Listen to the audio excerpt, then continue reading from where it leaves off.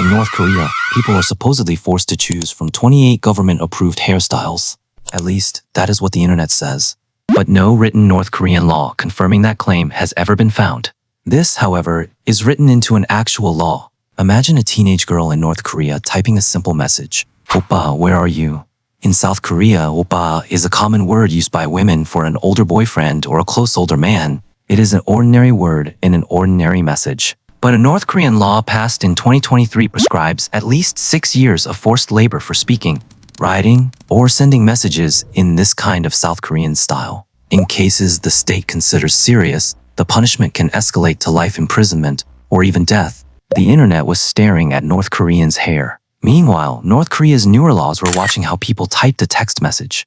So why did a regime that had controlled outside information for more than 70 years begin passing a new series of laws against dramas, accents, and text messages after 2020? The North Korea of internet legends is absurd. The North Korea found in its actual laws is not funny at all. Stories about North Korea often mix together written laws, administrative crackdowns, documented practices, and rumors that have never been verified. We need to separate them. But the more important question is not simply which stories are true. What we are going to follow is the path outside culture takes as it enters North Korean society. What people watch, how they speak, and what they touch. These are not 3 random bizarre rules. They are barriers built one after another along the route foreign culture travels, and the story begins with a video. A video produced by North Korean authorities for ideological education shows hundreds of students gathered outdoors. Standing in front of them are 2 boys in gray prison uniforms. Both are 16 years old. Their hands are cuffed. As their classmates watch, the 2 boys are sentenced to 12 years of forced labor. They did not commit an act of violence. They did not steal state secrets. According to the video, their crime was watching South Korean movies and music videos for about 3 months and distributing them to other people. The footage emerged outside North Korea in 2024. The exact date of the trial and the full circumstances surrounding it have not been independently verified. But the purpose of this public trial is clear. It was not only about punishing 2 boys. It was designed to teach fear to the hundreds of students watching them. The message to the students was unmistakable. This happened to them.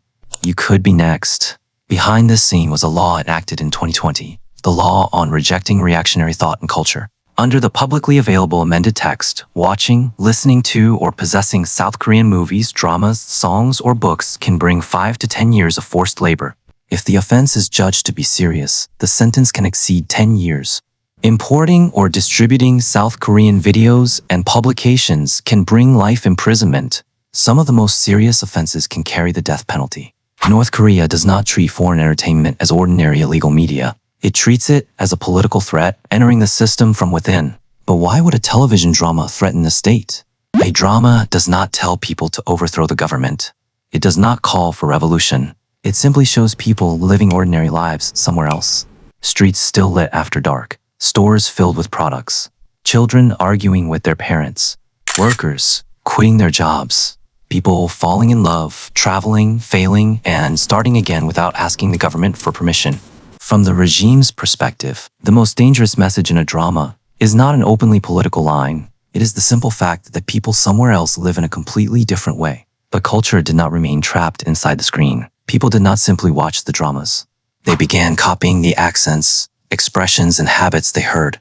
A drama can be hidden by turning off the screen. A USB drive can be concealed. A person can pretend nothing ever happened, but language moves from person to person. Accents are imitated. Slang spreads between friends. Text messages leave a record.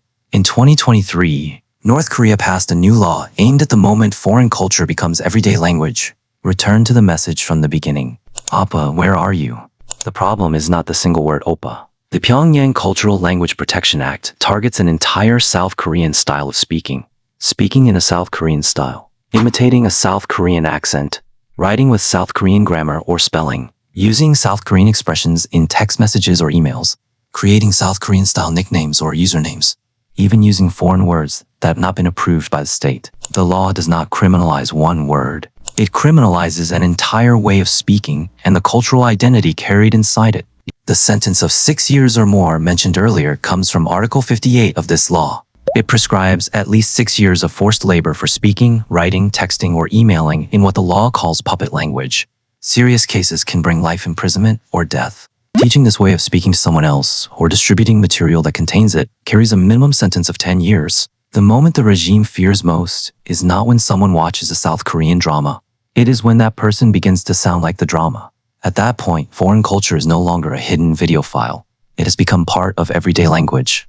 Once culture moves from a screen into people's mouths and fingertips, controlling it becomes much harder. So North Korea did not stop at banning dramas. It began criminalizing the traces those dramas left behind. But speech is invisible. There is another, more physical sign that foreign culture has crossed the border. An object. Imagine the remains of a balloon falling into a field near North Korea's border. Beside it are packages printed with South Korean writing and a small storage device. In most countries, these would be treated as litter or lost property. North Korean law treats them as hostile objects that have penetrated the system.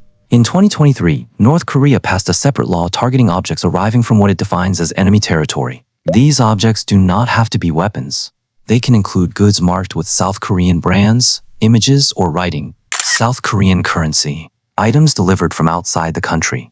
Even objects or waste that arrive from South Korea by land, sea, or air.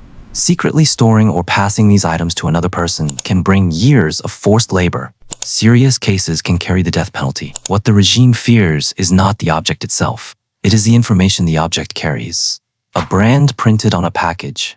A video stored on a memory device. South Korean money. Evidence that another society exists outside North Korea. The border no longer ends at the fence. It follows the object into a person's hands and into their home. First, the screen. Then, language. Now, an object on the ground. And the timing of these laws matters. Why did this legal campaign accelerate after 2020? North Korean authorities had already been intensifying ideological campaigns against foreign culture and young people in the late 2010s. Then, in 2020, the pandemic began. North Korea used disease control as the justification for almost completely sealing its borders. Domestic travel and contact with the outside world were restricted more severely than before. The pandemic did not create the regime's fear of foreign culture. South Korean dramas and foreign movies had entered the country long before that, but the lockdown gave the regime an opportunity to close the border, restrict movement, control information, and intensify ideological enforcement at the same time. In December of that same year, the law on rejecting reactionary thought and culture was enacted.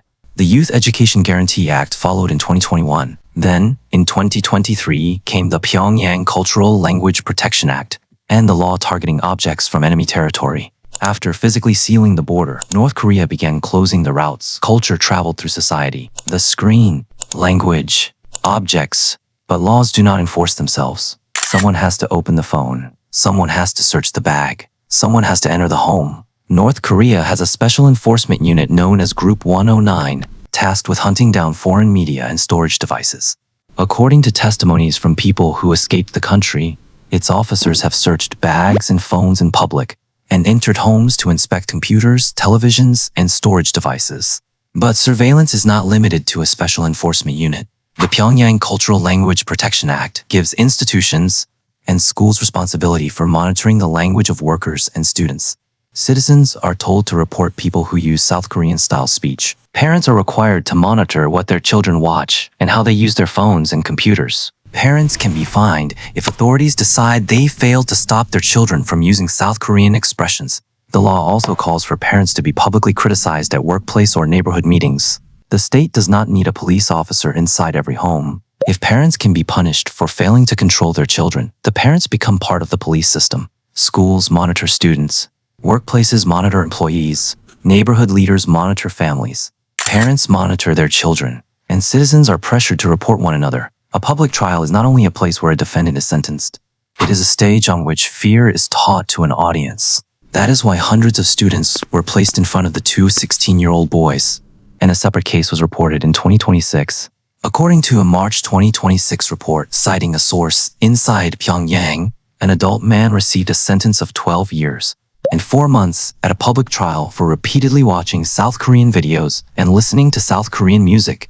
The report said his family also lost its right to live in Pyongyang and was forcibly relocated to another region. This was a separate case from the two teenagers shown in the North Korean ideological education video. Because the report relied on an anonymous source inside North Korea, the details have not been independently verified. Even so, the structure described by the report is clear. Watching foreign media. investigation, a public trial, a long prison sentence, and punishment spreading to the family. Surveillance is also expanding from human eyes to technology. A United Nations Special Rapporteur reported that the installation of newer CCTV cameras with facial recognition functions had increased since 2024. The total scale of facial recognition surveillance across North Korea remains unknown. But recent United Nations reporting shows surveillance expanding beyond neighbors, schools, and special enforcement units to phones and digital cameras. And beneath these newer laws and technologies lies a much older system of control. North Korea classifies people according to family background and perceived political loyalty through a system commonly known as Songbun. Songbun is not a single article in a publicly available criminal code. It is a political and social classification system that can influence education, employment, housing, and eligibility for membership in the ruling party. Collective punishment is also more complicated than the viral claim that every crime automatically condemns 3 generations of a family. There is no publicly available law establishing an automatic 3-generation punishment rule for every offense. But cases in which relatives of people accused of political offenses were detained, forcibly relocated, or denied educational and employment opportunities have been documented for decades. In 2014, a United Nations Commission of Inquiry estimated that between 80,000 and 120,000 people were being held in North Korea's political prison camps. They included children and relatives imprisoned not for their own actions, but because of their family association. The internet stories about haircuts are exaggerated. The possibility that political punishment can spread beyond one person is not an internet legend. So did these severe laws, surveillance systems, and threats against families eliminate foreign culture from North Korea? This is where the premise of the story reverses. In 2025, Amnesty International conducted detailed interviews with 25 people who had escaped North Korea. The most recent of them had left the country in 2020, so their testimony cannot simply be treated as a complete picture of North Korea in 2026. But people who had lived in different regions and during different periods repeatedly described the same pattern. South Korean dramas and foreign movies entered through China on USB drives and memory cards. People secretly watched them on portable media players known as Notels, as well as on other small devices. Workers watched them. Students watched them. Even party officials and security officers were reported to have watched prohibited media in secret. Some of the very people enforcing the ban watched the same material they arrested others for possessing. The cruelest difference was money. 2 people could be caught watching the same video and face completely different outcomes. A family with money and connections might be able to reduce the punishment or make the case disappear. A poorer family might have to sell its home to pay a bribe, or watch a relative disappear into a labor prison. Some witnesses described bribes ranging from several $1,000s to $10,000. For most North Korean families, those were impossible sums. On paper, the law appears absolute. In practice, money can decide who escapes it. The law creates fear. Corruption sells the right to escape that fear. But this reveals something even more important. If people were not watching foreign videos, there would have been no need for new laws against them. If people were not copying South Korean expressions, there would have been no need for a separate law against accents and text messages. If USB drives and outside goods were not entering the country, there would have been no need for a law targeting objects arriving by land, sea, and air. The border closure of 2020 gave the regime an opportunity to build a far more powerful system of control. But physically closing the border could not erase a culture that had already entered people's memories and language. The growing severity of the law is not proof that foreign culture disappeared. It shows that the regime has failed to eliminate it. This does not mean the collapse of the North Korean regime is imminent, nor does watching foreign media automatically become organized political resistance. But cracks have clearly appeared in the regime's monopoly over culture. Once foreign culture enters, one thing changes. People gain something to compare their own lives against. And inside a closed system, comparison is more dangerous than it sounds. North Korea's newer laws are not random. Each one targets a different stage in the movement of outside culture. A drama shows another life. Language makes that life familiar. A text message carries that language from one person to another. USB drives and outside goods carry the culture across the border. Parents, schools, neighbors, and enforcement units try to stop it from spreading. Phones and cameras extend the reach of surveillance. That is why the newer cultural control laws focus so heavily on the language and behavior of young people. Young people do not always consume foreign culture as entertainment and leave it there. They copy the language, they imitate the fashion, they create nicknames, use the expressions in text messages, and absorb them into their identities. From the regime's perspective, The most dangerous moment is not when someone watches a drama. It is when the life inside that drama no longer feels foreign. North Korea's real laws are not frightening because they are irrational. They are frightening because they follow a brutally consistent logic. Stop people from seeing another life. Stop them from talking about what they saw. Stop them from passing those words to someone else. And criminalize every trace that might help them imagine a different way to live. What these laws truly criminalize is not a drama. It is not a word. It is not a USB drive. It is comparison. The moment a person compares the life they have with the life that might be possible somewhere else. The internet spent years staring at North Koreans' hair, but North Korea's newer laws are not aimed at their hair. They are aimed at the minds of people beginning to imagine another life.